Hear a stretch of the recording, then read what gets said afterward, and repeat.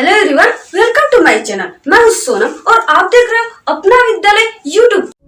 आज के इस वीडियो में हम पढ़ेंगे रसायन विज्ञान के महत्वपूर्ण प्रश्न, वो भी उत्तर के साथ। जो क्लास 12 केमिस्ट्री के इम्पोर्टेंट क्वेश्चन है उसे पढ़ेंगे, जो कई बार रिपीटेड क्वेश्चन है, ये आपके अनसॉल्व्ड से लिया गया है। तो यहाँ पे सबसे फर्स्ट क्वेश्चन जो है वो है मोलल उन्नयन स्थिरांक किसे कहते हैं। तो यहाँ पे हम जानेंगे कि मोलल उन्नयन स्थिरांक किसे कहते हैं। तो विलायक के 100 ग्राम में विलेय पदार्थ के 1 मोल को, ठीक है, विलायक के 100 ग्राम में विलेय पदार्थ के 1 मोल को घोलने पर क्वथनांक में होने वाली वृद्धि को मोलल उन्नयन स्थिरांक कहते हैं। तो यहाँ पे हम समझेंगे कि जो विलायक है, विलायक किसे कहते हैं। जैसे यहाँ पे देखिए, इसमें क्या है, H2O क्या है, H2O जल है। तो इसमें विलायक के 100 ग्राम में, ये क्या है, 100 ग्राम में विलेय पदार्थ के 1 मोल, अर्थात विलेय क्या है, जैसे इसमें हमने शुगर, चीनी को क्या कर दिया, डाल दिया। तो विलायक पहले ये क्या है, जो जल हमने लिया H2O वो विलायक है। तो विलायक किसे कहते हैं कि जो अपने अंदर विलेय को बिलवा दे, ठीक है, अपने अंदर विलेय को खो दे, अर्थात घुलवा दे, घुल ले, उसी को विलायक कहते हैं। अब विलेय क्या है, चीनी है, जो विलायक में घुल जाए। तो यहाँ पे चीनी क्या है, विलेय है, और जल क्या है, विलायक है। तो इस प्रकार विलायक के 100 ग्राम में विलेय पदार्थ के 1 मोल को घोलने पर क्वथनांक में होने वाली जो वृद्धि होती है क्वथनांक में, उसी को ही मोलल उन्नयन स्थिरांक कहते हैं, ठीक है। फिर उसके बाद देखेंगे नेक्स्ट क्वेश्चन। नेक्स्ट और काफी इंपॉर्टेंट क्वेश्चन वो है राउल्ट के नियम, ठीक है। जो राउल्ट का नियम है काफी इंपॉर्टेंट क्वेश्चन है, तो इसे भी हम देख लेते हैं। किसी निश्चित ताप पर अवाष्पशील विलेय पदार्थों के विलयनों के लिए वाष्प दाब का, किसका, वाष्प दाब का अपेक्षित अवनमन विलयन में विलेय के मोल प्रभाज्य के बराबर होता है। तो यहाँ पे कहा गया है कि किसी निश्चित ताप पे, अर्थात यहाँ पे हमने क्या किया, 1 बीकर लिया, ठीक है, यहाँ पे 1 बीकर ले लिया। फिर उसके बाद यहाँ पे हमने कुछ इसमें क्या कर दिया, टेम्परेचर ताप दिया बैनर के माध्यम से। तो यहाँ पे हमने इसको टेम्परेचर ताप दिया और इसमें क्या किए हम कि लिए हुए हैं जल और किसी निश्चित ताप पर अवाष्पशील पदार्थ। तो जो अवाष्पशील पदार्थ का जो मतलब है वो है, जैसे कि वो क्या करे, जल है, विलायक, विलायक में वो न घुले, उसे ही अवाष्पशील पदार्थ कहते हैं। जैसे अवाष्पशील पदार्थ में क्या आएगा, जैसे पुआल वगैरह आ गया, ठीक है, पुआल आ गए, और जो गाय खाते हैं भूसा वो आ गए, वो क्या जल में घुलेंगे, नहीं ना घुलते हैं। तो इसलिए वो अवाष्पशील पदार्थ है, ठीक है। किसी निश्चित ताप पर अवाष्पशील विलेय पदार्थों के विलयनों के लिए वाष्प दाब, जो यहाँ पे हम टेम्परेचर दे रहे हैं, वाष्प दे रहे हैं, ठीक है, वाष्प दाब दे रहे हैं। अगर यहाँ पे हम ताप देंगे तभी तो इसमें वाष्प दाब उत्पन्न होगा। तो सबसे पहले यहाँ पे देखिए, जो वाष्प दाब का अपेक्षित अवनमन विलयन में विलेय के मोल प्रभाज्य के क्या है, बराबर होता है। तो यहाँ पे मोल प्रभाज्य को, जो मोल प्रभाज्य है उसे x से शो करते हैं, ठीक है, x से प्रदर्शित करते हैं। और यहाँ पे जो वाष्प दाब है, वाष्प दाब को किससे प्रदर्शित करते हैं, PS से, ठीक है, वाष्प दाब को PS से। क्यों, क्योंकि जो दाब है उसको किससे दिखाते हैं, P से, प्रेशर, ठीक है, इसलिए PS से।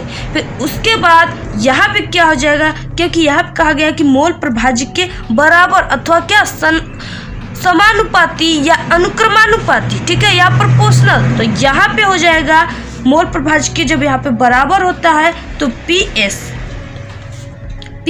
क्या हो जाएगा, प्रोपोर्शनल या अनुक्रमानुपाती x मोल प्रभाज्य, ठीक है। तो यहाँ से हम क्या करेंगे कि PS जब भी इस प्रोपोर्शनल को हटाते हैं तो यहाँ पे बराबर के चिन्ह हो जाता है और यहाँ पे एक कांस्टेंट राशि को रखा जाता है। तो यहाँ पे PS बराबर, इसको हम क्या कर दिया, हटा दिया अनुक्रमानुपाती को। तो PS बराबर क्या हो जाएगा, x इंटू P0, ठीक है, P0 या P0। इस प्रकार हमारा यहाँ पे, इसको आप इस प्रकार भी लिख सकते हैं, PS बराबर P0 इंटू एक्स, ठीक है। तो इसको हमने प्रोपोर्शनल को हटाया तो इसके प्लेस पर क्या रखा, पी नॉट रख दिया। तो ये तो आप जान रहे हैं कि वाष्प दाब है, बट यहाँ पे जो पी नॉट है अर्थात पी जीरो है वो क्या है, तो वो है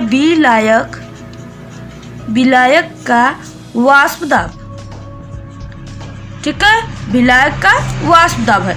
तो यही जो फॉर्मूला निकला है इसी को कहते हैं, ये है राउल्ट का नियम, ठीक है। ये क्या है, राउल्ट के नियम में ये फॉर्मूला निकलता है। फिर उसके बाद देखेंगे नेक्स्ट क्वेश्चन। उसके बाद नेक्स्ट क्वेश्चन है नेनस्ट समीकरण, ठीक है। ये जो नेनस्ट समीकरण है ये आपके बोर्ड एग्जाम में लिखने के लिए नहीं बल्कि ऑप्शन में आते हैं, तो इसको आपको ध्यान देना बहुत ही इंपॉर्टेंट है। तो यहाँ पे इलेक्ट्रोड विभव तथा विलयन के सांद्रण के मध्य, ठीक है, इलेक्ट्रोड विभव तथा विलयन के सांद्रण के मध्य संबंध को दर्शाने वाली समीकरण ही नेनस्ट समीकरण कहलाती है। ये आपके बोर्ड एग्जाम में आते हैं लिखने के लिए। तो यहाँ पे E बराबर E0 minus 2.303 RT/NF log 10 1/mn पे प्लस AQ, ठीक है। तो इस यहाँ पे जो E0 है, E0 किसको दिखा रहा है, मानक इलेक्ट्रोड विभव को दिखा रहा है E0, और यहाँ पे जो R है वो गैस नियतांक को दर्शा रहा है, ठीक है। आप लोग लिख लीजिएगा यहाँ पे गैस नियतांक को, और T क्या है, परम ताप है। फिर उसके बाद जो N है वो क्या है, ये प्रयुक्त इलेक्ट्रॉनों की संख्या को दिखा रहा है, और जो F है वो फैराडे नियतांक को दिखा रहा है। फिर उसके बाद log 10 को तो आप जानते ही हो, log 10 का मान कितना होता है, इसका आंसर आप लोग कमेंट बॉक्स में ज़रूर दीजिएगा। फिर उसके बाद यहाँ पे 1/mn पे प्लस, तो mn जो पे प्लस है वो है विलयन में धातु की सक्रियता को प्रदर्शित कर रहा है, ठीक है। तो इस प्रकार ये हो गए हमारे फार्मूले। फिर उसके बाद नेक्स्ट क्वेश्चन देखेंगे। तो नेक्स्ट हमारा क्वेश्चन है वो है विद्युत रासायनिक श्रेणी, बहुत इंपॉर्टेंट है। विद्युत रासायनिक श्रेणी आता है आपके बोर्ड एग्जाम में।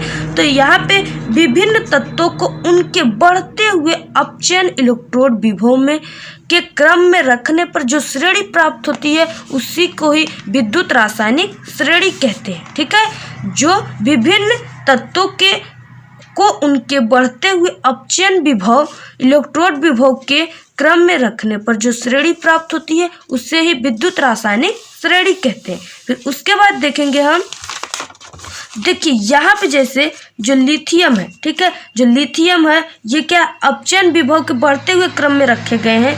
यहाँ पे देखिए लिथियम है, फिर उसके बाद क्या पोटेशियम, सोडियम, तो ये सब क्या है, लिथियम से क्या है, बढ़ते हुए न क्रम में रखे गए हैं।